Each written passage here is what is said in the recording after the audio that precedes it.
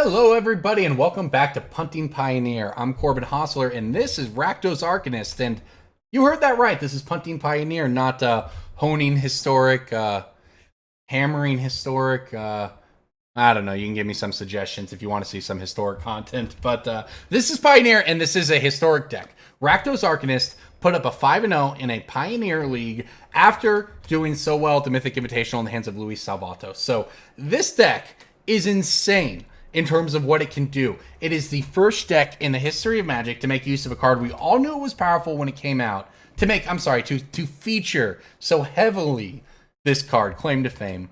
You can return, it's an Unearth on the front side and a Haste Enabler on the back side. From your graveyard, for 3 mana, you can return a CMC 2 or less creature and give it haste. And this deck has a few of those. So the deck is named after Dreadhorde Arcanist here. When it attacks, you can cast CMC equal to its power from your graveyard, exile it after you do. This card has been all over the place in a lot of formats, right? We've seen this as far back as Legacy. But in this deck, it comes to Pioneer because we have a lot of good 1-mana spells here. Fatal Push, you expect that one. Spark Harvest? Well, okay, kind of makes sense. We'll get to that later. Thoughtseize, that's generically a strong one. And now you start to see some of the tech. The Village Rites, sack, draw 2. That's a pretty good one to flash back if you have something good to sacrifice to it. Like maybe they're creatures that you steal with Claim the Firstborn. Maybe all these tokens you make off of Young Pyromancer. Maybe that's what you sacrifice to your Spark Harvest to turn this into a 1-mana destroy target Planeswalker spell. Maybe you just have to sack one of your other creatures, and that's fine because you're going to bring it back with Claim to Fame. This deck operates out of its graveyard so well. And I didn't mention yet the card that ties it all together. Stitcher's Supplier mills 3 on the way in and on the way out. It blocks. You sacrifice it to Village Rites. It really does it all. It is a crazy good card for this deck. And, of course, Kroxa. This is better than Uro, perhaps, in the right deck. I don't know. Uro's good in every deck, but Kroxa is really good in this deck because you can do things like turn 1, spell, turn 2, Kroxa, turn 3, spell, turn 4, escape, Kroxa. That's a thing you can do with this deck thanks to cards like Fabled Passage and Stitcher's Supplier. Enormously powerful. Rounding out with Kolaghan's Command and everybody. That is Rakdos Arcanist and Pioneer. It is strong. We also, by the way, get a free roll of Lurrus because why not? Works with the deck. It doesn't always come up, but when it does, it's of course quite good. And fairly straightforward sideboard after that, right? Soul Guide Lanterns for the graveyard decks, Magma Spray for removal, Duress for the control decks, and Pharika's Libation when you want to take out any of those pesky Leyline of the Voids, should you run into any. Everybody, that's it. It's Punting Pioneer, Rakdos Arcanist style. I'm Corbin Hosler. Thank you for watching. Let's get into the games. Rakdos Arcanist in Pioneer, everybody. Here we go. We're on the play. We've got a Lurrus. And I guess we're going to have to ship this one. Missing a land here, but this one looks a little better. Probably throw back a Stitcher's Supplier. We still have plenty. We've got another one here to even start the milling. We've got a Village Rites to draw more. We've got a Claim to Fame to pay off what we put in our graveyard. There's a castable card at one point from our graveyard anyways, Cling to Dust. But we also have Fatal Push. So this hand, despite being a mold of 6, looks really powerful to me. And our opponent is on the mill plan, I guess. This is probably a real thing. I actually lost to this card in Historic the other day, a deck with this somehow. Okay, well, that said, they probably have like a Ruin Crab if I had to guess. So, I'm going to ignore this thing for now, and I'm just going to attack.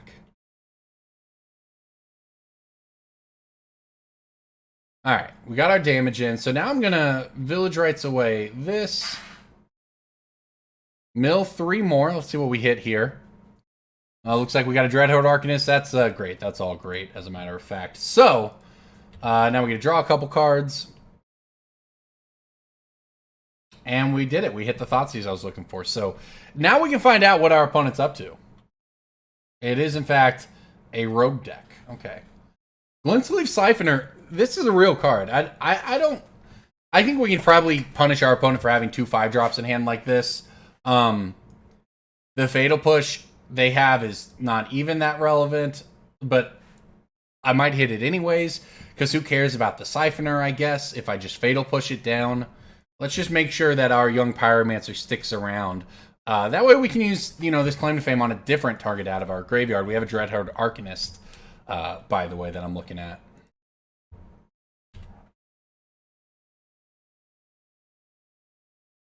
Alright, well, this thing is going to be able to sacrifice a draw card, I'll tell you that much.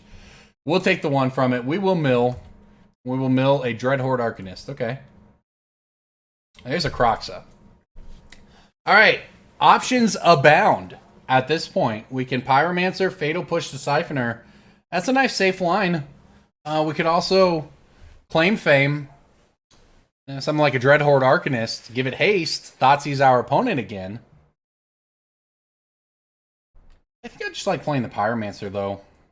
Let's not let our opponent mess around and get anything off of this Siphoner.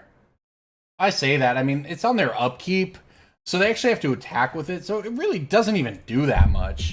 So, frankly, I guess I just pass the turn. We hold open the Fatal Push, and we see what happens. Because they have to have 2 energy to pay. That card was very good back when other cards gave you energy and you could kind of just play it on turn 2, and if you had attuned with Ether or whatever on turn 1, you'd have enough. In this case, though, they actually have to be able to attack with it first. And another Merfolk Windrobber coming in. Not the scariest thing in the world. This thing has Menace. Fine. No blocks, but we'll go ahead and... I guess we'll just push it down now. I mean, I suppose I don't need to give them the second energy there if that's the case, but... probably doesn't matter all that much, right? They'd have to play another Glint Sleeve Siphoner on tap with it, and then they're falling behind, I think, if that's what they do. I wouldn't have hated hitting that Dragonskull Summit. There's a Kolaghan's Command. I love that card, for the record. Okay, so, I think the play here, though, is probably going to be pretty straightforward. Let's claim a Dreadhorde Arcanist. Make more tokens along the way. Then let's fame the Dreadhorde Arcanist.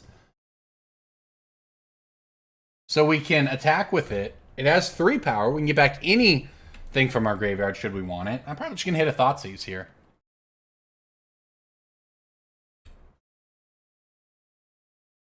Alright, so with everything but the Pyromancer. I could also just get back a Village Rites or whatever, but I think we just get the Thoughtseize. I mean, look, if our opponent can't actually kill us, then what's it matter, right? Let's Thoughtseize them and see what's up.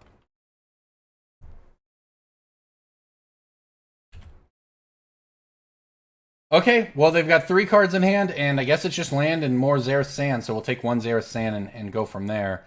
What's this thing? A 4/4 with Flash. Okay, sure. Checks out. Good card.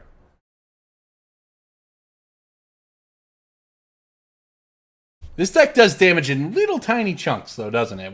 Kroxa is really huge to finish it off. Fortunately, we have one. We don't have the mana to escape it yet, but we do have access to a Kroxa. Our opponent coming in for 2 here. We're starting to get there, though, on tokens, right? Our opponent's going to have to find something. And here comes the Xerath. It's not Xerath Sand, though, right? Oh, they can use the ability.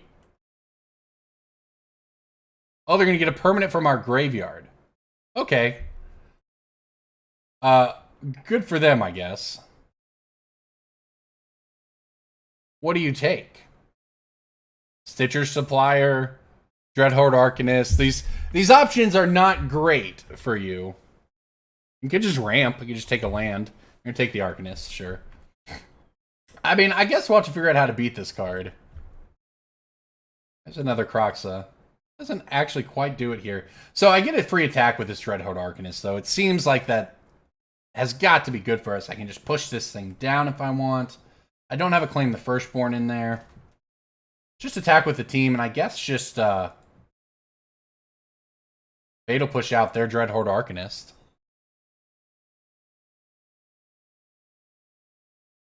Because I'll also have a token left to block this Xerath Sand next time.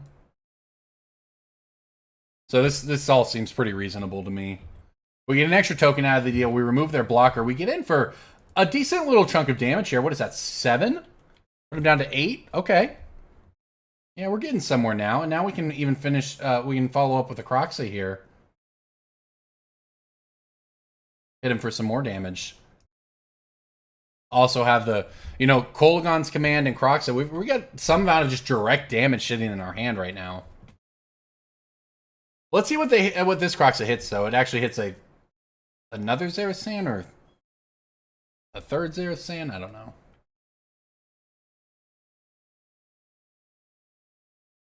Okay, well, this all seems pretty reasonable, I guess. Oh, the Xerasan was already in there. All right. They discarded an island, so they took 3. They're down to 5. They had 1 card in hand, and they drew. So, we're at 9. We have a chump blocker for the Xerasan.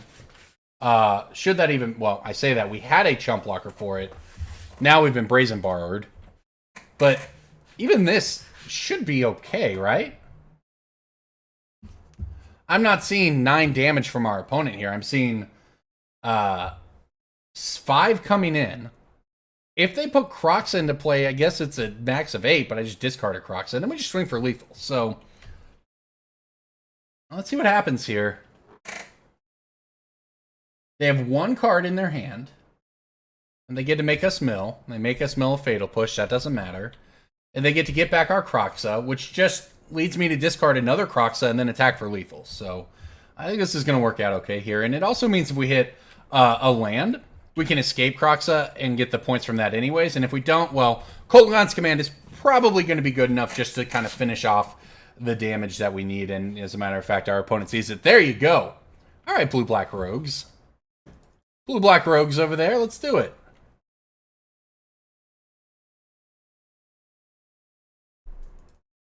Don't really know what we're basically looking from our opponent here, but I guess we'll find out, right? This deck's hard to mulligan with too, or I'm sorry, hard to sideboard with. Cling to Dust doesn't seem super necessary here. The thing is, I do kind of want some amount of this stuff. I'll cut the... Well, actually, I'm going to keep a Spark Harvest and cut this Fatal Push. I don't know. It's hard to say. We saw very little from our opponent there, actually. We saw, you know, an Enabler at the 1-drop spot. Really good for getting your Xerasan into play. That Merfolk Grave Robber or whatever that card is. But overall, it's kind of medium. And I think this is a mulligan from us. It's a great hand, lots of good cards. But without a second land and no creatures, I don't think we keep it. And this looks similar, but better. So that's what we're going to do. All right, what am I going to throw back here? That's the real question. Honestly, maybe the Kroxa. Maybe not, though. We only have 3 Kroxa in the deck. What if I just threw back the Duress here and just said we're going to beat what our opponent does? We don't need to attack their hand. I'm just going to play this Arcanist on turn 2. I'm going to attempt to claim the First Rites and Village Rites something. And you know what? Hitting a land there is also not too bad. The nice part is, too, because we have this Urborg turning everything into a swamp, I can actually just fetch for a basic island here. I'm sorry, basic mountain here. What the heck is this one? We each milled 2. Okay, sure. The point is, I can... wow, this is Flash 1/1? Alright, interesting. And now a Ghostly Pilferer. Our opponent's got some cool cards, that's for sure. Alright, well, we can go get a basic mountain here, is what I'm saying. And because of the Urborg, it'll still count as a swamp if we were to, say, draw another basic mountain and wanted to escape a Kroxa later. I guess this thing's going to get pretty big pretty quickly. Probably fine, though. I mean, look, we're set up for a turn 4 escape Kroxa here.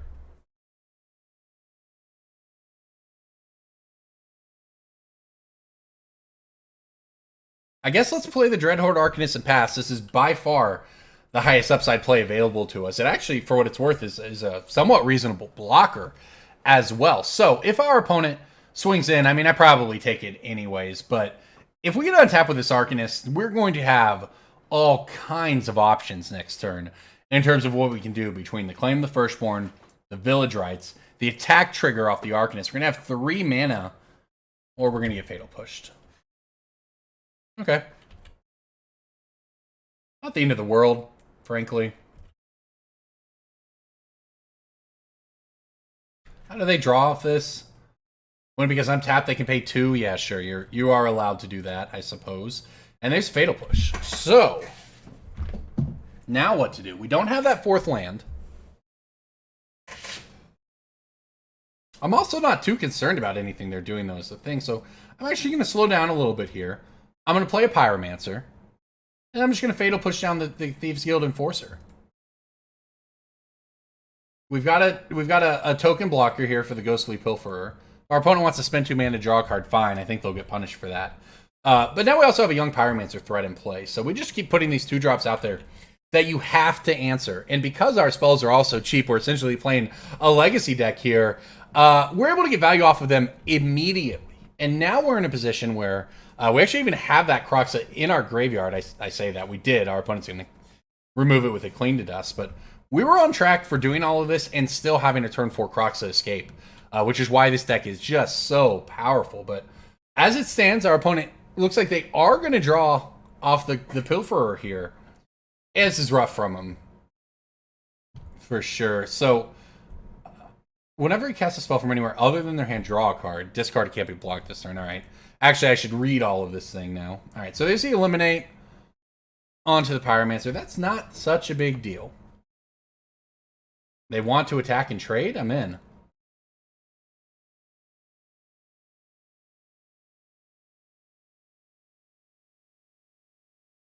Oh, they said it can't be blocked? Sure.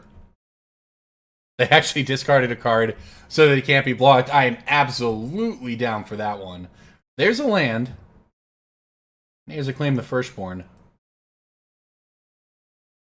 It begins. We're not going to be getting tokens off of all of this, but we already have a token. We're going to get Village Rites away this thing. Oh my gosh, when it becomes untapped, I can pay 2 to draw a card. I'm not going to, that's actually really cool, though, that this came up. But I'm not going to do it. I'm simply going to attack. I'm going to deal my 3 damage. I'm going to Village Rites away the Ghostly Pilferer. Then I'm just going to hit my opponent's last card in hand with Kroxa and have it ready to escape next turn. They obviously have the Clean to Dust that can prevent it. But that means they're spending their turn and fuel in their graveyard to do that. So this seems fine for me, no matter what. So happy to actually run this out there. I suppose they are at 20, so I should be, a little concerned about getting this Kroxa eaten this way. But it takes their entire turn. Then we get to untap. We have a Young Pyromancer available to us. We have a Magma Spray if they play out another creature here. And we also have a Claim to Fame in our graveyard, by the way. So we can play Pyromancer and then Fame it even. We can get in for, 4 or 5 damage next turn while making another token. And that's if my opponent spends their entire turn just playing Cling to Dust out of their graveyard, which is what they have to do, or we just escape Kroxa. So, yeah, this feels pretty okay, no matter how you slice it here. Just seeing the absolute power of Dreadhorde Arcanist, the deck, not just the card, because the card has not even really survived that much for us here. But the deck is just incredibly powerful. It's the best Kroxa deck in the format, for sure. Alright, well, our opponent did nothing, in terms of impacting the board. They have no cards in hand. I'm just going to be greedy. Let's just go for it. Let's just try to end the game. If things go poorly and trying to end the game this way doesn't work, well, then we'll lean back on the fact we have access to a Magma Spray and a Castle Locthwain to try to get some extra cards. But in the meantime, let's attack for 5. They have a castle as well, but that's why I made this play, just because if we're both kind of sitting back and castling, I mean, maybe that's better for me than them, but it's not really a game I want to play. If I just get a little more aggro here, play out this Pyromancer, all of a sudden, we punish them. They hit a land there.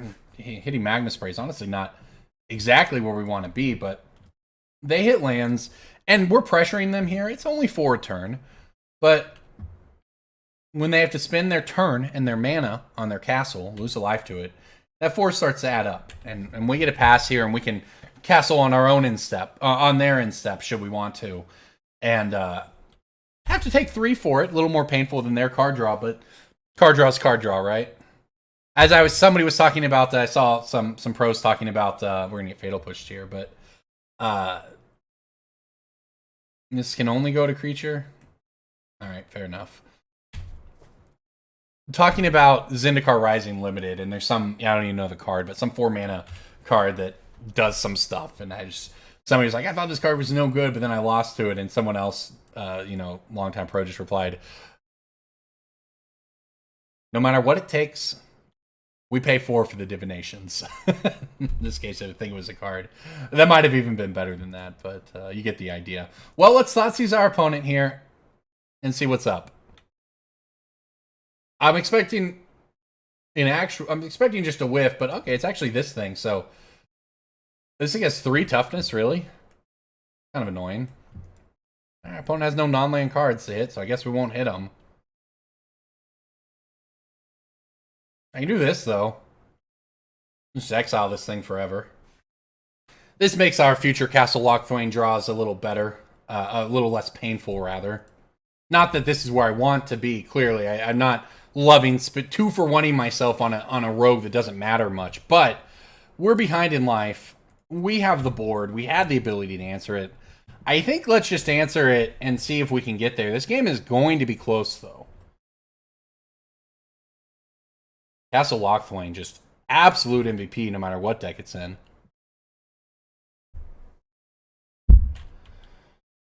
Alright, well, they hit Alien off of it and a Merfolk Wind Robber. That's not a card I care about, so this is fine. Spark Harvest, huh? Well, I can't say I'm thrilled about drawing a Spark Harvest, but I guess we'll have to just hold on to it, too. Yeah, this one is going to be close because I'm going to take another look at my graveyard here and make sure I'm not missing anything.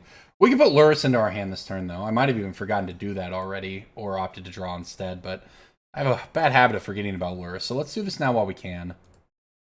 And you know what? My opponent has no cards in hand. They're about to draw some. Oops, definitely don't want to concede the game. I guess the question is whether or not I just play the Lurrus. I guess we hold it. Let's make our opponent Thoughtseize it away, because next turn we can just play it. It's possible I should have done this a turn or two ago instead of drawing with the castle. Very, very real possibility. That said, we're back ahead in the damage race. We have our opponent down to 7. We have actually an equal number of cards in hand. We have a removal spell as well. So, we're doing okay, I would say. That's how I would look at this right now. I would actually love for my opponent to just tap out for something here. Just play something big. No such luck. Alright, well. Nothing will be getting haste this turn, right? Let's just go ahead and attack, get our 2 in. This is crazy. We're playing Pioneer. This is a high-powered format. We have Kroxas in our deck. Our opponent has a bunch of them. We have all these crazy cards. Uro's legal in this format. And here we are, and this game's coming down to my 1/1 elemental tokens attacking as they try to beat us with a Merfolk Wind Robber flying. So I think we're doing all right here, but this has just been a wild game for sure. I think I can make another token out of the deal here with this Spark Harvest. Now, my opponent might actually just straight up counter this. Yeah, that's what's going to happen. Drown in the Log. That's a very powerful card right there. Okay, well, I guess the parody continues. Now, my opponent's going to have to go to 3 for this one. We may have seen the end of Castle Locthwain activations this game. And this puts us to 7. That's still a long, long way from dead.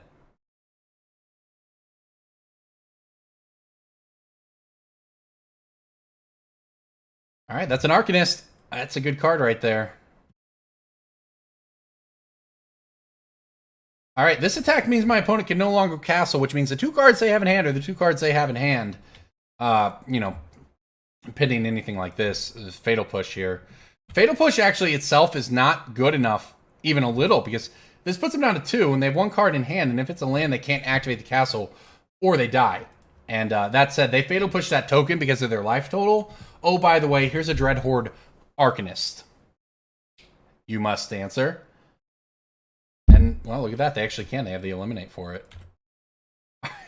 Well, the game continues. My opponent's at 2.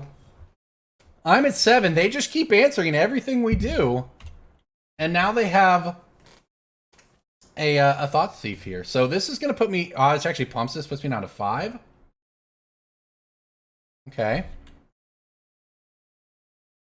No blocks. They have no cards in hand. They can cycle this thing.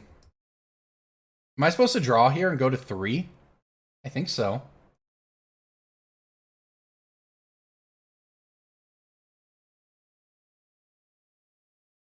That's what we wanted. Young Pyromancer here is good. As a matter of fact, Claim the Firstborn, though. That'll just win the game. What a match. This was wild. Look how full our graveyard is here. Now they're gonna go digging with the Castle Locthwain here. They're gonna have to hit a counter spell, and even then I think that they still die because we can just kill the Soaring Thought Thief with the Spark Harvest and attack for the lethal here. But that'll do it. What a match, everybody. Dreadhorde Arcanist showing you just how good it can be in the late game. What a game. All right, everybody, here we go with Dreadhorde Arcanist in Pioneer. Excited to see what this one can do. It's definitely, I think, the coolest deck to come out of the historic event that we had a couple weeks ago that you saw in Arena. People were playing this Dreadhorde Arcanist deck, and Luis Salvato went, I think, 13-1-1 in the Swiss with it. Something really, really, truly impressive with a deck that, as far as I know, I'm sorry, my opponent was typing chat here. I would say, as far as I know, this deck didn't really exist before. You know, I've been playing a lot of Kroxa in a lot of different formats recently, including here on Mining Modern and Punting Pioneer, but I don't know that this was a deck before, right? And here we go. You see what it can do. Triple Stitcher Supplier. Has a lot of cards in our graveyard. Our opponent mulliganed. Oops, what we have an upkeep stop here. What's going on? No upkeep stops needed. Just Stitcher Suppliers all day long. So we'll mill our graveyard. There you go. Next time we get to play out this Dreadhorde Arcanist. Although, for what it's worth, I guess, and you know what? This is something to keep in mind. Maybe I could have played this a little differently, because we don't have a red source right now. This is, of course, our red source, but what if on turn 1 I had played the Fabled Passage and just passed? And then on turn 2, I play the Arcanist. And on turn 3, I can fill it up with the Stitcher Supplier. Our opponent playing, what is his Reason over here? 1 mana Scry 3. Got to be a combo deck of some kind that they're setting up with. But hopefully we can just tear it apart. I mean, we've got Thoughtseize in our graveyard here. We've got a Dreadhorde Arcanist we can play next turn, I suppose. And our graveyard is certainly going to be very full by that time. So our opponent, it was Reason to Believe was this one from Hour of Devastation. All right, well, there's the Village Rites. I'll tell you what, that gives us something to do on this turn. Maybe, look, we're obviously trying to figure this deck out as we go. It's a deck that has a lot of, I think, little pieces. So, for instance, one of the things I could have done that turn was attack with the Stitcher Supplier, sacrifice it to Village Rites second main phase, see what land I hit, and then maybe do something else. But in this case, I don't want to mess around with that. I just want to prioritize getting my red mana into play. I don't even want to be tempted by anything else. And we'll just do this. Alright, our opponent's got some Zendikar cards at work over there. Alright, there's some more land. There's some red sources, and just like that, we have a full stocked graveyard ready to go. So, alright, here's a Stitcher Supplier, or I'm sorry, a Dreadhorde Arcanist, and here's another Stitcher Supplier. So, we've got plenty of things in our graveyard. Hopefully our opponent doesn't do anything too wild on this turn, because next turn we should get to Thoughtseize with our Dreadhorde Arcanist, so we should be able to flash it back, so to speak, although it's like the Arcanist has been stomped in the main phase here. Do they have a way to finish it off?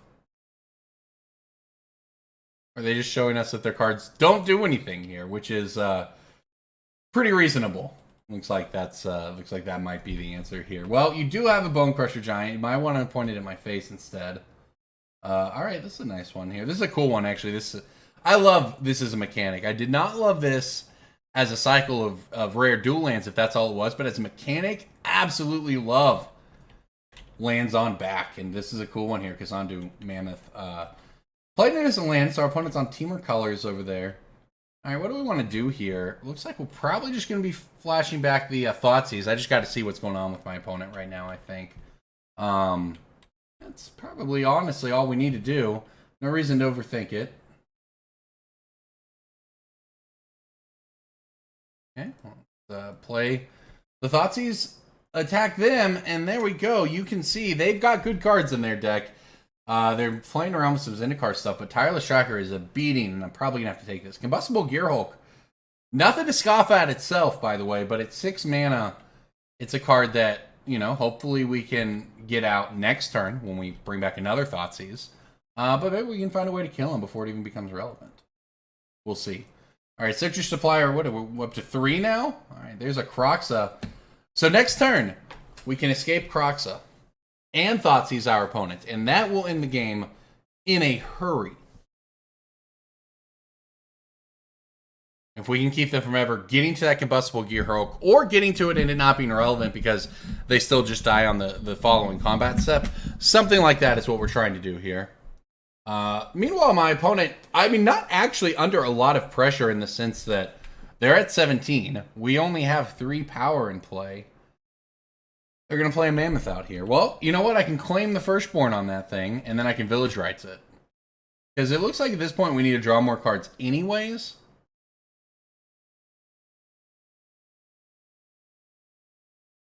Yeah, I think that's what we're going to do here. So we're going to claim the Mammoth. I guess I missed out on 2 points. I'm not even missing out on damage because I'm going to Village Rites it. Okay. Okay, we will get back the Village Rites. The Village Rites will then sacrifice their creature, and we'll draw 2 off of it, and that's another Thoughtseize. So this should be the end of my opponent's hand. That Combustible Gearhulk, probably not going to be too much of a concern here. As a matter of fact, let's just do that. Let's go ahead and let's start by Thoughtseizing our opponent here. Sure, we'll take the Akum Warrior. Doesn't matter much. And then we'll play out our Kroxa. So this should be the end of my opponent's hand. They have a Bonecrusher Giant on an adventure. Again, we still don't actually have that much damage. But now we can escape our Kroxa. I could have escaped Kroxa that turn, but I wanted to hit all the cards in their hand instead. So now we got a Bonecrusher to worry about here. We'll figure that out as we go. I can escape Kroxa nice and easy. I guess I'll do it pre-combat.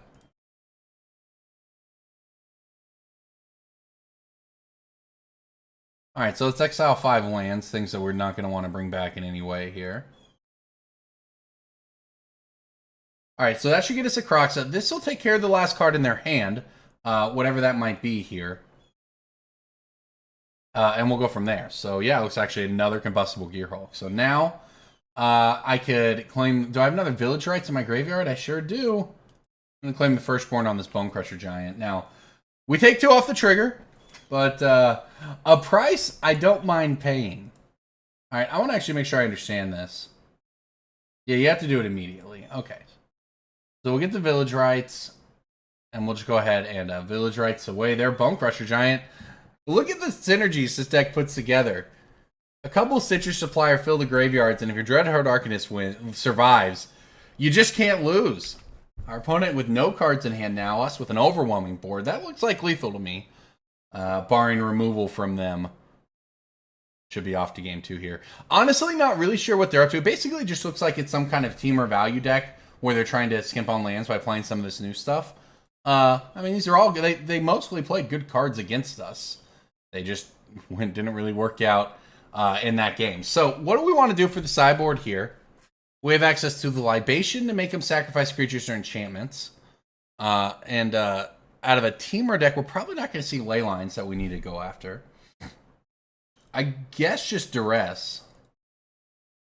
But even then, I'm not entirely sure. Now, obviously, our deck plays extremely heavily in the graveyard. That's just a fact. Something we're going to have to deal with here. So I'm going to actually cut a Claim the Firstborn. Actually, I'm going to cut a Fatal Push.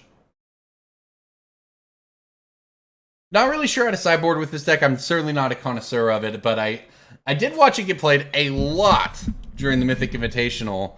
And as you know from watching this series, I've been playing every Kroxa deck I can get my hands on recently. So we had to give this one a shot too.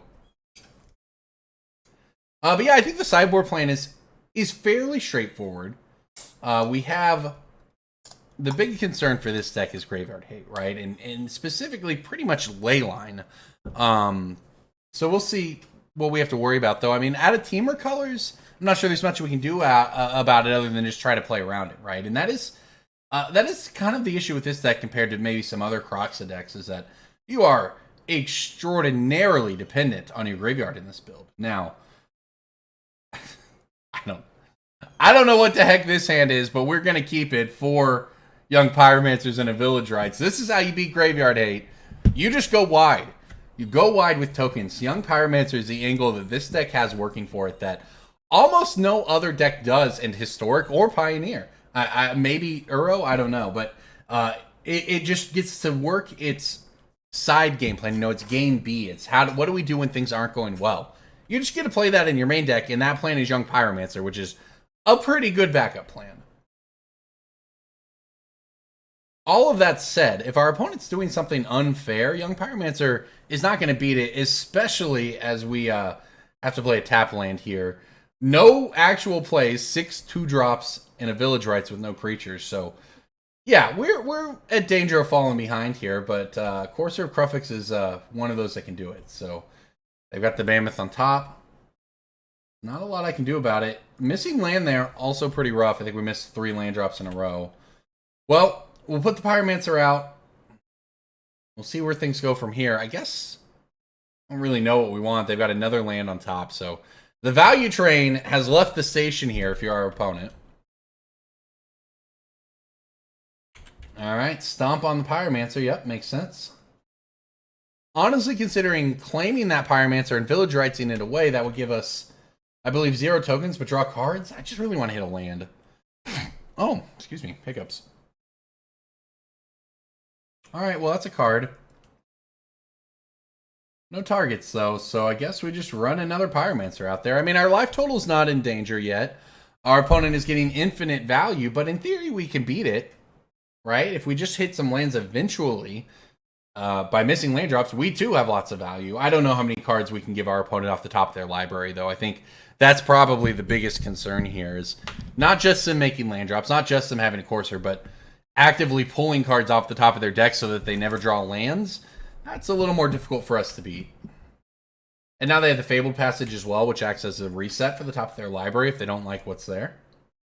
They get to work with a lot of information here. And, you know, I think we can beat it, but I don't know if we can miss on any more lands.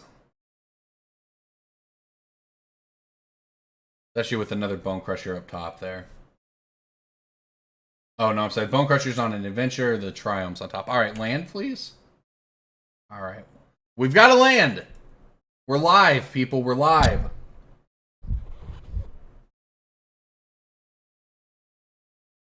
Don't know what to do, though. I think I'm going to claim the other Pyromancer. Village Rites away the token. And then that'll give me Revolt, and I can push one of the Coursers down. My gosh, there are so many things floating around here on the screen. You watch this deck play in Historic on Arena, and the entire bottom looks like they have a full hand, but no, you're just seeing their graveyard. Alright, so there's our token. Let's Village Rites this thing away. Make more tokens while we're at it. And then we can Fatal Push down a Courser. So, and I guess even begin attacking. Well, the go wide plan has begun. We have put ourselves quite far behind our opponent to do it. But that's where we're at. So let's go ahead and target this Courser with Revolt here. Get another round of tokens.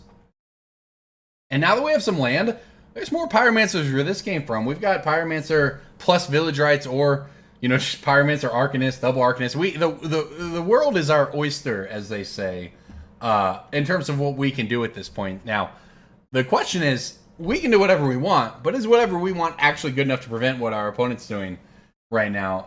And that's the question I think that we're going to find out. All right, well, that said, Courser down. Beats coming in. Hit you for 2. That's not bad. We started with a 2-1. We end the turn with 3 lands, with drawing 2 cards, having 2 2-1s and 4 1-1s, and a removal spell. That's a pretty solid turn 3. We didn't even make any free mana out of this deck. This deck just does a lot with a little. Alright, well, it's Courser Krufix on top of the library, and Bone Crusher Giant on an adventure for our opponent right now, but still a billion cards in hand over there with 6. So there you go. Anger of the Gods gets us.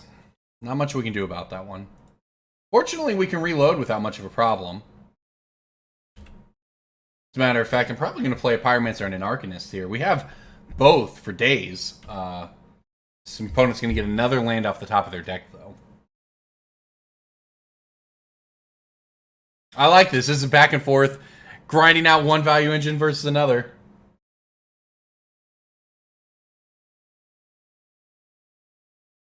Also stands to reason our opponent probably has an Uro or two in there somewhere, right? They are, after all, a blue-green deck, and it is 2020. So you know there's an Uro waiting in the wings. Alright, well, Fabled Passage on top of the deck, Sifter Worm, huh? Our opponent truly playing a little bit of a brew, but having fun with it. The goal to get all these free cards off the top. It's working out for him in this game. And there's an Urborg for us. Urborg. And, alright, well, I guess this is the plan. We can't do much about our opponent.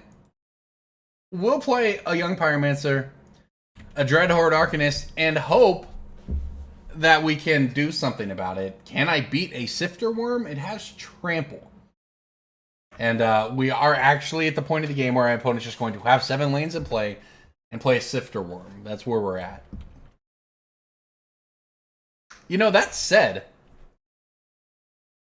I can attack with Dreadhorde Arcanist, get back the Village Rites from the graveyard, sack the Dreadhorde Arcanist. That'll give us a token. Then we can use the other Village Rites in our hand for the token. Yeah, we can make a lot more tokens here. Our opponent's probably going to have another board wipe to be able to deal with that. I think we can even make enough to reasonably block a Sifter Worm. Maybe in a turn or two.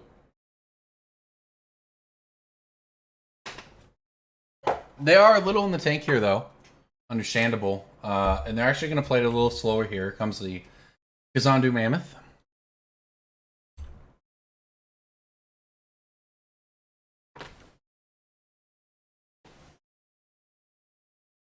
Alright, so we've got 4 mana after all this. And there's now a Beanstalk Giant on top. It's just Temur Adventures, isn't it? Temur Adventures meets Temur Landfall meets Temur Good Stuff. Pile of good cards over there for sure. Klothys is another. That will exile cards from our graveyard. Yeah, these sideboard games are a little more rough with our deck here. Alright, well, let's move to combat and get in there.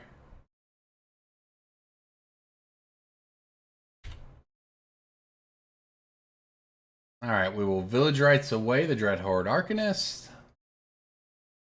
Draw a couple here. And see what happens. Okay. Now we're getting somewhere. We got a Stitcher Supplier to work with. As a matter of fact, if I hit a Kroxa here, I think I could just escape it before Klothys starts to do its dirty work here. Alright, not quite. That's fine.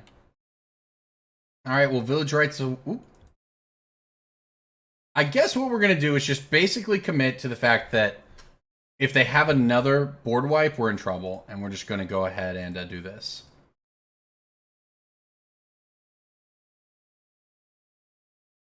Alright, there's a Fatal Push with Revolt. That actually takes out the Courser. That's not bad, as a matter of fact.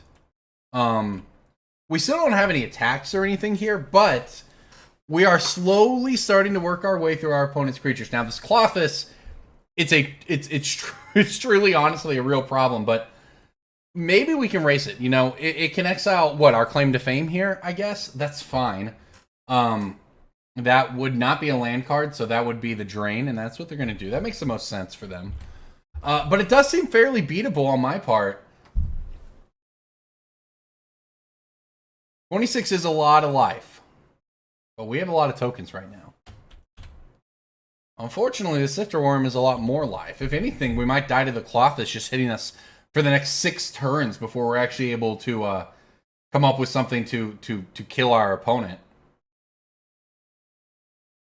And it's a tough one here.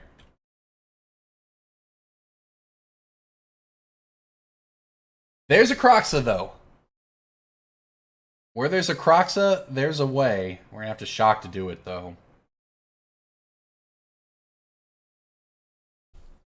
Alright, well, this is not bad. I mean, this blocks the heck out of a Sifter Worm if we wanted to, along with a token. We don't take any damage. We can honestly escape it again next turn because the Klothys only hits in the upkeep. So they're actually going to miss their opportunity here. And they're only going to have one card in hand after the Kroxa is done with them. So game's still very much up in the air, but we're hanging in there.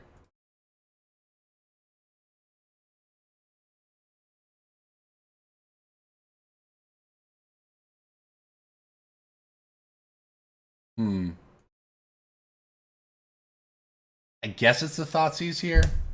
Trying to figure out what to exile from our own graveyard. Alright, well this will take another card. They have 32 life though. That is so much. And we're at 10. Honestly, things still look okay for us. The Kroxa gets a card. Another card, rather. It's the Beanstalk Giant. Next turn, this is a line available to us. We could actually play the Dreadhorde Arcanist and claim it. Claim the Firstborn to give it haste to allow it to attack. The problem is, I guess I still don't know how we're going to beat Sifter Worm here. I mean, heck, maybe I throw... If they attack with it, maybe I throw 4 Elementals, a Young Pyromancer, and a Supplier in front of it. Because we're at 8. That's not a lot of life.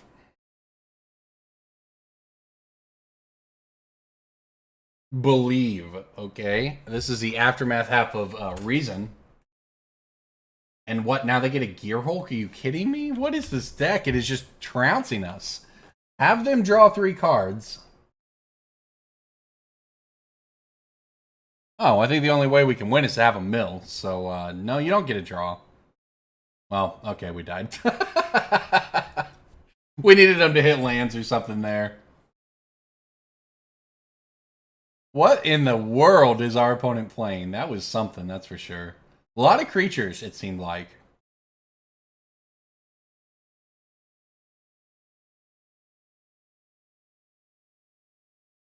I honestly don't know. I honestly don't know how we're supposed to board against this deck. I have no idea what my opponent is doing. They just played all good cards. Maybe not a ton of synergy to them. But certainly a lot of very good cards. Alright, I would like to play first. I'd like to make Lurrus my companion. And let's see what we're looking at this time around. I think that was actually a mold of 6 and my opponent won on. So, very nice game on their part. Well, I guess this is where we're at. I don't know. Claim's pretty bad here. I'm going to mull again. Yep, this is what happens when you mull. This always happens. I hate doing this. I hate mulliganing playable but bad hands because you just it just feels like you always get an unplayable hand. And now all of a sudden you're down on 5 and you can, you know, questionable whether or not you can even win the game. That said, this is what we got to work with, so let's tear our opponent's hand apart and hope it's good enough, I guess. Just start this game out on 16.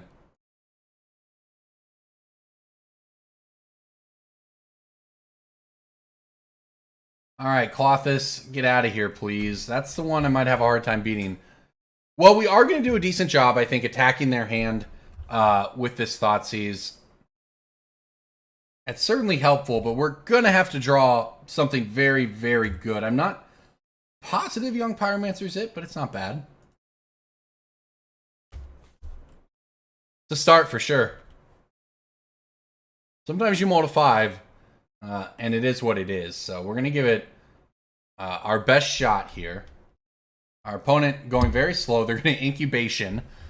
This card's neat in the sense that it costs 1, and it's a pretty reasonable 1-card, 1-mana spell. You know, you can just go put a creature into your hand. It looks like they actually missed, though, for what it's worth. But anyways, the converted mana cost of this card, because it has a flip side to it there, or reverse, I believe it's the converted mana cost is both. So you end up taking a ton of damage off a combustible Gear Hulk type play. Alright, well, there's another land. So we've got mana to play this game. Now we're going to Thoughtseize our opponent. I guess this is what we're doing. Another Klothys. Amina and Din. Which is reasonable. This game's going to be so hard. And we have to take the Klothys, but it's just going to be very, very difficult in this one. Maybe we can catch a break and this Pyromancer can draw a couple spells and We can go the distance or something here. I actually think what I'd love to see is something like a Bone Crusher Giant on my Young Pyromancer, which then allows me to claim Fame It. I can do both. I can get in for damage, get more tokens, get a card out of their hand. That's probably the best shot we have. It's that or draw Kroxa off the top or something like that here, and to hope to eventually work towards that. And as a matter of fact, my opponent got a Bone Crusher Giant there. This is going to work out, I say how I wanted. It's going to work out in a way that allows us to do something with this card in our hand. I think I probably would have preferred, you know, nothing to happen there. But, all right, here we go. Kroxa in the hand, too. So we've got a backup plan now.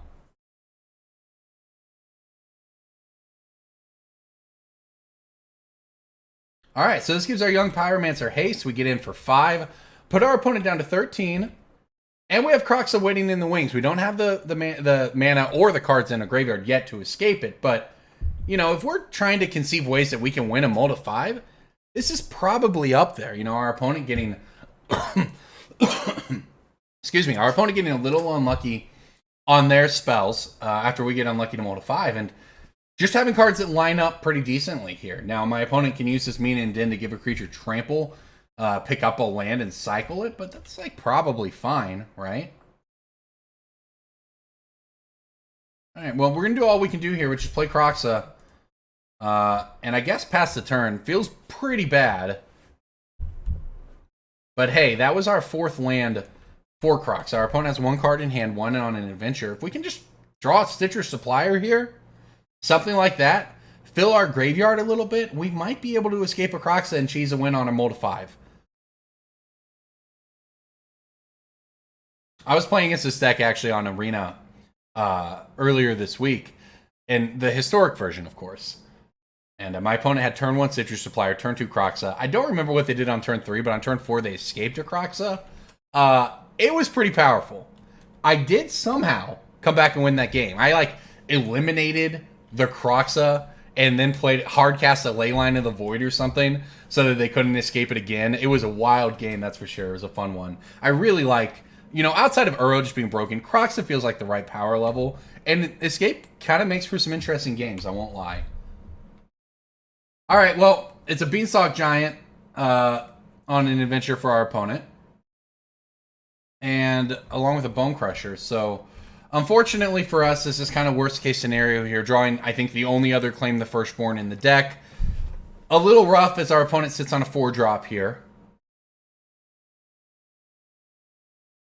Also not a card I just want to fire off to put in the graveyard. Nah, that's not where we're at yet. We're still 3 cards away from escaping that Kroxa. Meanwhile, though, our opponent just gets to keep adding to the board, like with this Combustible Gearhulk. Well, I'm not going to let him draw 3, and I'm going to hope I don't die. Wow, I just died. That's incredible. Incubation and Congruity. Beanstalk Giant, that's a 7. That's 4 more. And a 6, huh? 17? We just took 17 here? That's not bad. Certainly not bad. Good game. Our deck did not line up well, and that's the way it goes sometimes, but nice match. All right, looks like we're on the draw this time with Rakdos Arcanist here.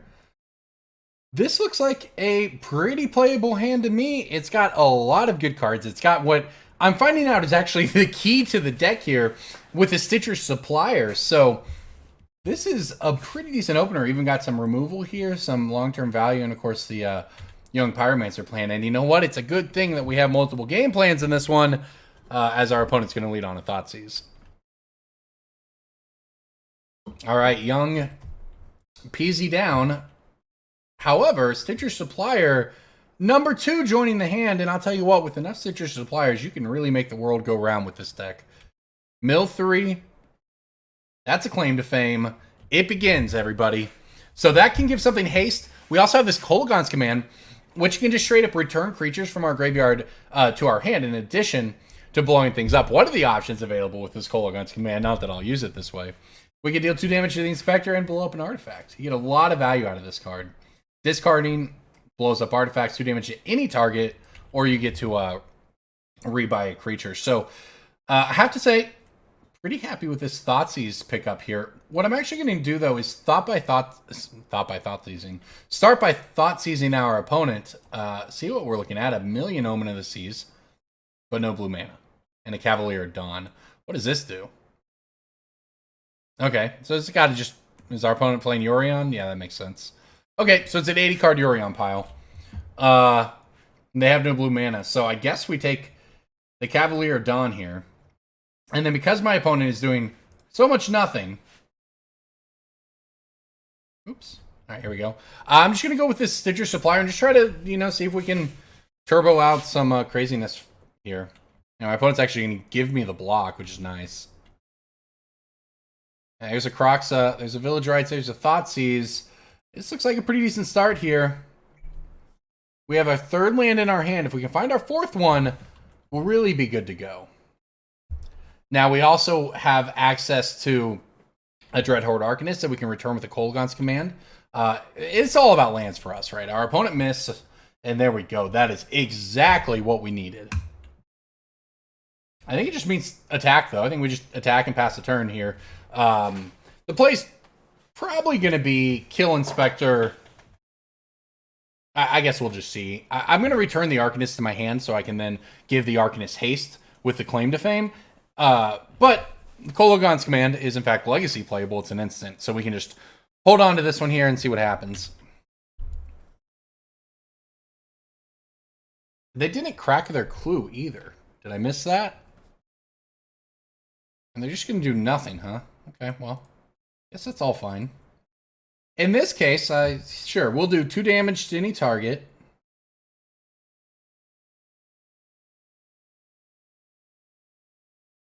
Oh gosh, okay, I'm sorry, I have to make sure I do this right here.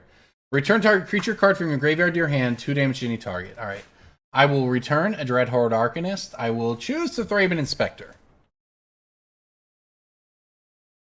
And now we see if my opponent drew removal or if it's still 3 Omen of the Seas.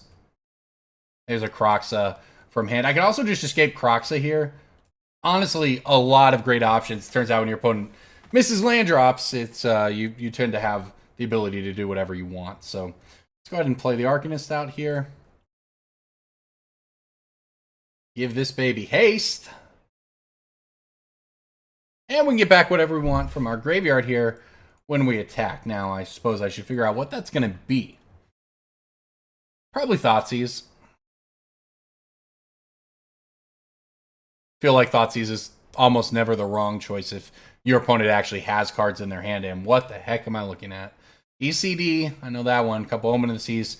Skyclave Apparition. Well, this is the one they're closest to casting, and it functions as exile, so let's get rid of it. It's possible that's greedy of me. Maybe I'm just supposed to escape Kroxa there, given that we kill our opponent next turn. I should really start doing that math a little more and just keeping in mind that Kroxa actually works as a 6/6 attacker on top of everything else. That said, I think it'll all still be fine here because we get to attack for free, get another Thoughtseize. No, honestly, I think our play was fine, though. I think that doing it this way was good, even because we get to actually interact with our opponent while still having it a turn later, and our opponent drawing a replacement Skyclave Apparition there. This is a cool card. It's from Zendikar Rising. A winner's battlefield, exile up to 1 target non-land, non-token permanent you don't control with CMC 4 or less. So that hits Planeswalkers. That hits artifacts and champions. It hits all the good cards in addition to creatures. And then when it leaves the battlefield, the exiled card's owner gets an XX, where X was the CMC. So it exiles it forever. They don't get that card back. It doesn't function like, say, Hostage Taker or something in that way. But they do get something for their troubles. Anyways, okay, back to your regularly scheduled Rakdos Arcanist.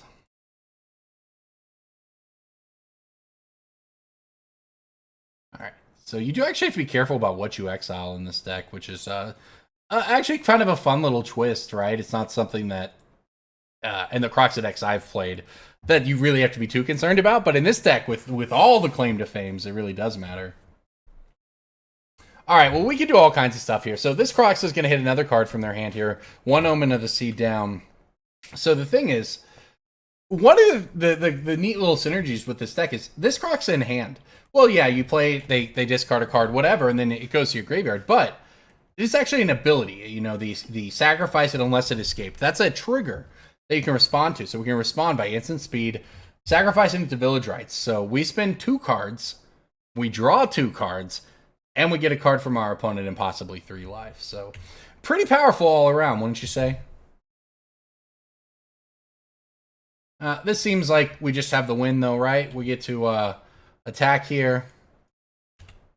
The Arcanist will hit the Fatal Push. We will use the Fatal Push to destroy this Thraben Inspector. And now our opponent takes a whole bunch of damage.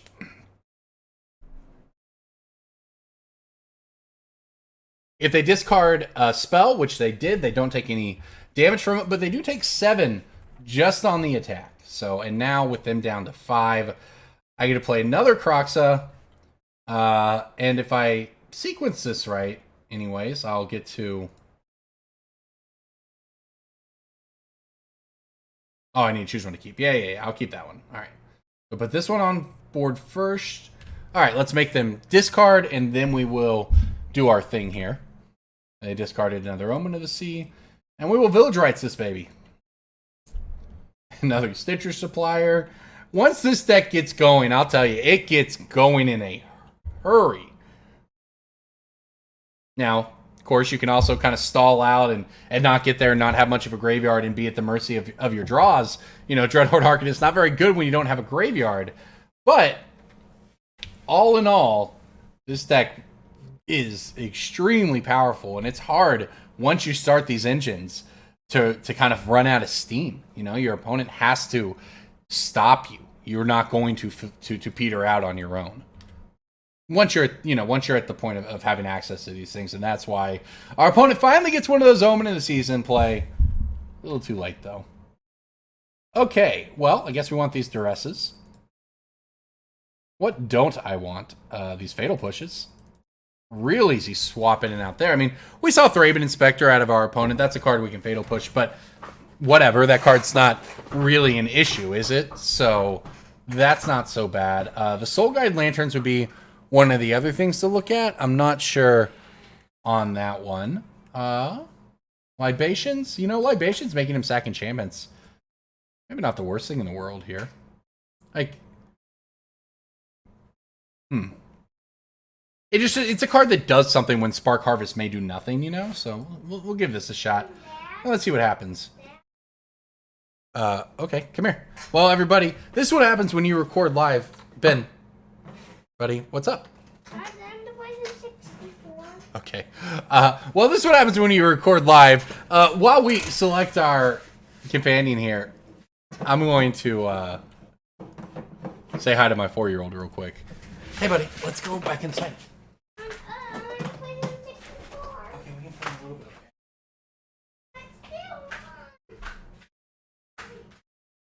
Yeah, buddy, I'll be back in a little week. We'll be playing a little bit.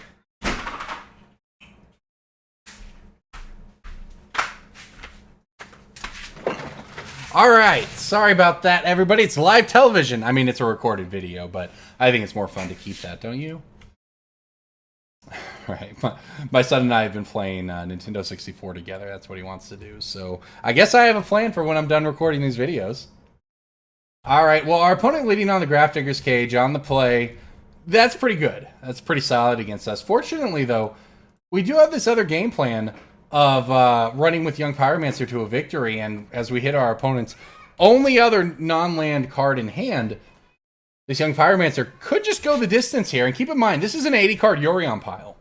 So they could very easily just not be able to get much going. Right? It's hard. They have a little less consistency on those draw steps, which means I think that I'm reasonably comfortable playing this Young Pyromancer. And one of the reasons is I kind of think we just have to play this Young Pyromancer here. I think that we just need to get damage in as quickly as possible, because with the Grafdigger's Cage out, our long-term game plan is a lot worse. So unfortunately for us, our opponent drawing to Fairy Time Raveler here is a pretty good one. It just doing what it does and buying all the time in the world. All right, Dreadhorde Arcanist, though, with a Duress in our graveyard. Reasonable. Okay, so I think my opponent has a Yorion in hand. Is that what I'm getting from this? Yeah, I think so. I don't know. All right. Well, it's Young Pyromancer or it's Dreadhorde Arcanist, and it's obviously got to be the Dreadhorde Arcanist, right? That or we make a token with the Young Pyromancer, but I just think we're supposed to play this thing and attack as soon as possible with it. Almost always. I have to say, though, that that Teferi was truly a very good card for them because it's going to demand multiple attack steps from me to get out of play. And you know what? It's already got me, as it always does, because I probably wanted to play my Cling to Dust there. All right, that said, though, well, we can't... Oh, I can't do this either, can I? Forgot about that cage. All right, so... Forgot it's not just creatures for a second day. Well, this is just problematic all around.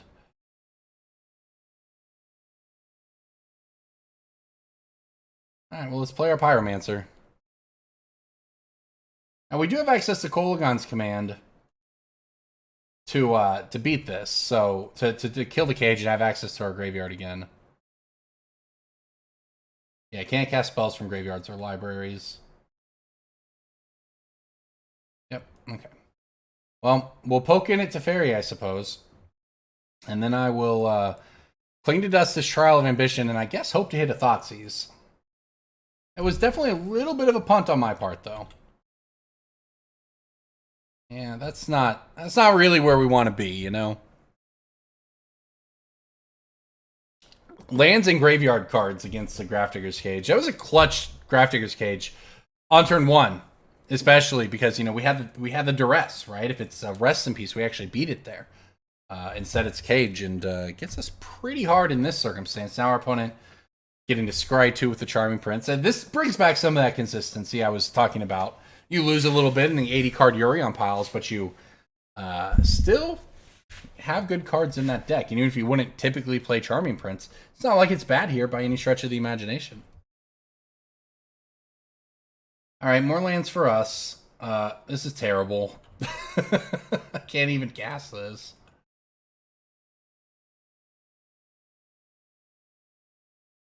Oh, this is bad. As a matter of fact, I think we're just about done here, honestly. I'll poke down at Teferi again.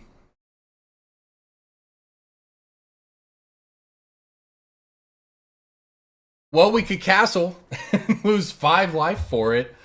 Honestly, probably where we're at. I also could have put Lurrus into my hand, but what good is that against a Grafdigger's Cage? All right, Birth of Meletus. Sure. Don't know that we're going to be able to kill this Teferi at all, even. This game's probably just done.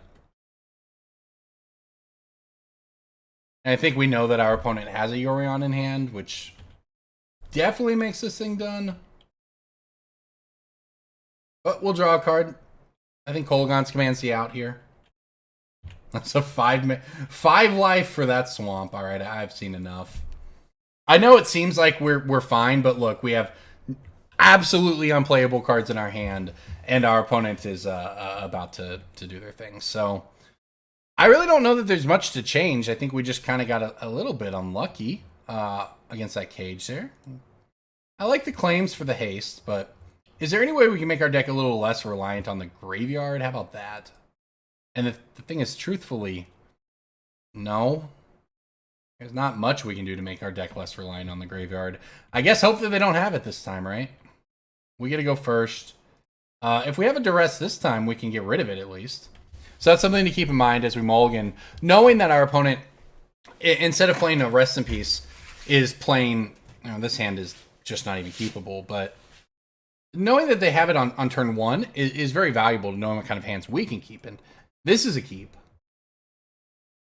I guess it's the Spark Harvest here. This is a nice aggro hand, right? So I'm not going to mess around with a reactive spell like Blood Harvest. I'm just going to try to Thoughtseize a cage and work towards this Kroxa. So it's Charming Prince, Thraben Inspector, and Birth of Meletus. So I guess pretty easy to take the Prince there. No graveyard hate in their hand. Now we are still, you know, a ways away from any of this, but All right, so that Yorion probably wasn't in their hand last game. It was just revealed here on the revealed thing already. I really don't like that Magic Online. That made that game unnecessarily complicated. I may not have been dead.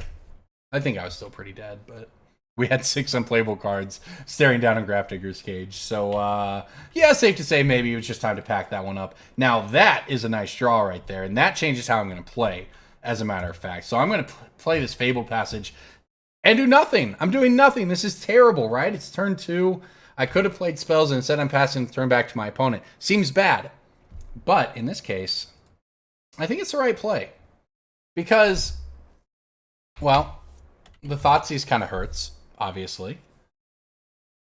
The idea is, though, playing Young Pyromancer here, and then keeping these cards in our hand, but then not having, say we don't have the untapped third land. You know, our opponent takes our Pyromancers, they pretty much are priced into doing. I think you have to do that. But by sequencing it this way, here on turn 3, I can have access to 3 mana no matter what we draw. I don't have to put it on a draw step. And I can play the Kroxa and sacrifice it to Village Rites afterwards. So that's pretty decent.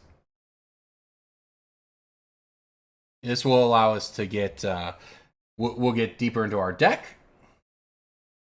We will still get to resolve this ability here where we take a card from their hand, which at this stage of the game is pretty solid, I think.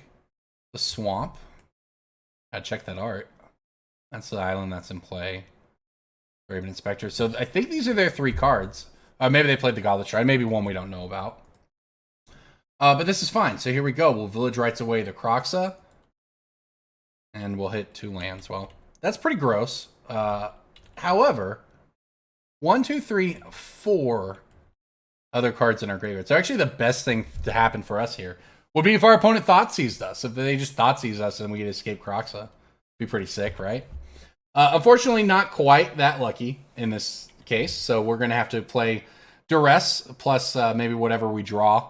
Or we can put Lurrus into our hand on our next turn.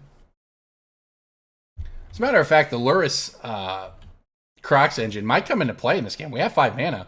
Lurrus on for 3, then start playing Kroxa out for 2. This is pretty nice, I think, though. Hitting Supplier here is really good.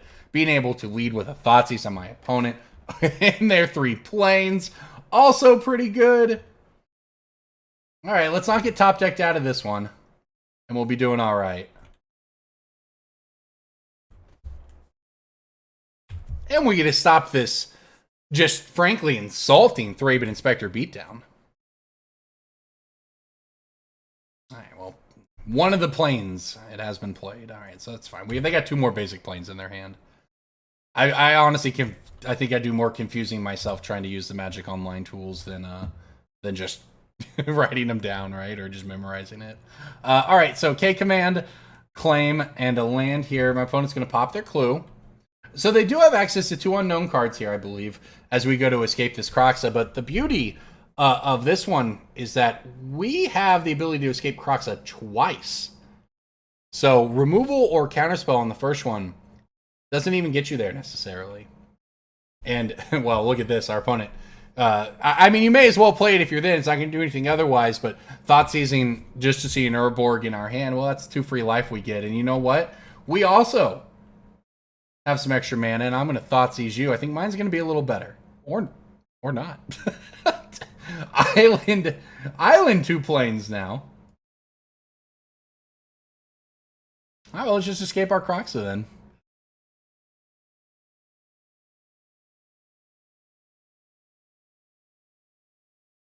Make sure we escape all lands here.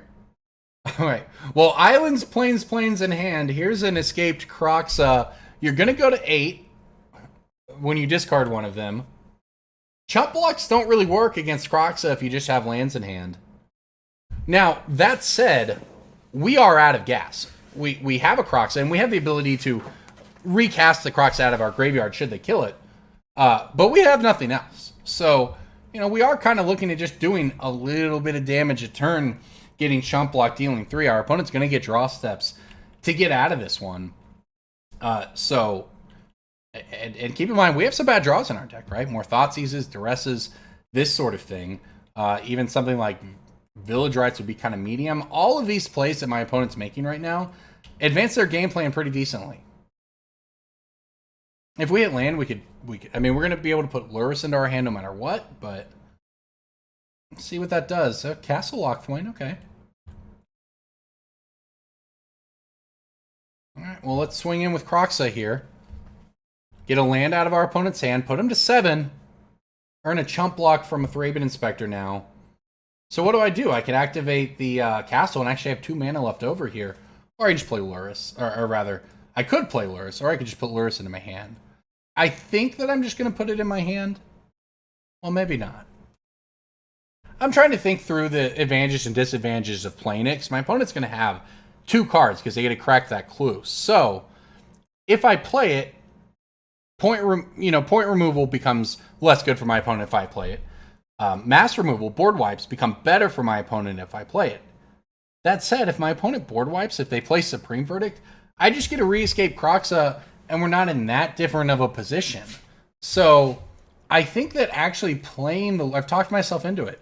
Actually playing the Lurrus here, despite not being able to get any value out of it, I think actually hedges, because what if my opponent just hits, a cast out or something like that, Teferi for a bounce, I mean, I guess we'd be fine with that. But if they do something like this that would beat the Kroxa we have in play, then having the Lurrus in play is really good. And if it's just a board wipe, if it's a Wrath spell, and it's not even that, it's my opponent making a human token in their main phase. All right. Well, this was great for us. This was off the charts good. But I think that even in a worst case scenario here, this would have left us in probably the best spot. And now we can do some stuff. I guess we'll just start by playing this here. Stitcher Supplier, see if we flip anything broken into our graveyard. Good enough. My opponent saw the writing on the wall, and that will do it. Well, everybody, let's look at this deck. Now, would I change anything from this list I found? I don't know. Probably not. Oops, that's monitor. Let me find the deck here. Let's take a look again. Rakdos Arcanist. Would I change anything to this deck? Probably not, right? I think that it's pretty well straightforward. I mean, these cards are all kind of medium. In this deck, I think more so than the historic version probably has the problem of falling behind a little bit more, or your cards just not lining up right. That sort of thing. That said, it honestly feels like a super clean list to me. So I would not be at all unhappy to just run this 60 at least back. This is a really nice deck here. I love the Kolaghan's commands. It was a fun one. Rakdos Arcanist, not just historic anymore. Played in Pioneer, and you can do all right. All right, everybody. I'm Corbin Hosler. This is Punting Pioneer. Thank you so much for watching. I'll see you next week.